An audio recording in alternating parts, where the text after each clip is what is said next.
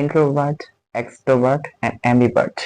এই তিনটি ওয়ার্ডের সাথে হয়তো আপনারা সবাই কম বেশি পরিচিত, স্পেশালি এই সোশ্যাল মিডিয়ার এই যে এই তিনটি ওয়ার্ড ওয়াইডলি ইউজড, অর্থাৎ বহুল ব্যবহৃত। তো এই তিনটি ওয়ার্ড নিয়ে আমি আজকে আলোচনা করব। The very first one is introvert. Introvert অর্থাৎ যে কম কথা বলে, আমরা বলতে পারি প্রয়োজন অনুযায়ী কথা বলে, অর্থাৎ প্রয়োজনের বেশি কথা বলে না, অতিরিক্ত কথা বলে না। তো তাদেরকে আমরা বলতে পারি ইন্ট্রোভার্ট পারসন। ইন্ট্রোভার্ট পারসন উদাহরণস্বরূপ বলা যেতে পারে Mushfiqur Rahim. Mushfiqur Rahim is an introvert person. এটা বিপরীত, অর্থাৎ এটা টোটালি বিপরীত। এটা হচ্ছে এক্সট্রোভার্ট, অর্থাৎ যে প্রয়োজনের চেয়ে একটু বেশি কথা বলে, খাঁটি বাংলায় যাদেরকে আমরা পাছাল বলে থাকি। তো তাদেরকে আমরা কনসিডার করতে পারি এক্সট্রোভার্ট পারসন হিসেবে। উদাহরণস্বরূপ বলা যেতে পারে মিস্টার জায়েদ খান।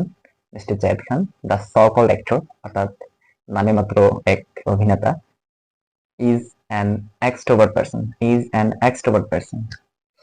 আর 3 নম্বরটা খুবই সুন্দর একটা দেখছি, অর্থাৎ যে এই দুইটা জিনিসের মধ্যে ব্যালেন্স করে চলতে পারে।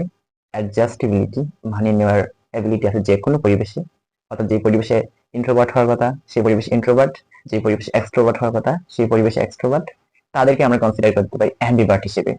অর্থাৎ it's a good, it's an good adjective, ভালো একটি অ্যাডজেক্টিভ, বিশেষণ। অর্থাৎ যারা ব্যক্তিত্ব সম্পন্ন, তো তাদেরকে আমরা বলতে পারি অ্যাম্বিভার্ট। অ্যাম্বিভার্ট পারসন। ধরুন বাংলাদেশ ক্রিকেটের সবচেয়ে কাম অ্যান্ড কুল পারসন আমরা কনসিডার করি মাশরাফি বিন মুর্তজাকে, তো বলতে পারি মাশরাফি বিন Murtaza is an ambivert person. So thanks for watching the video. See you on the next video. Bye bye.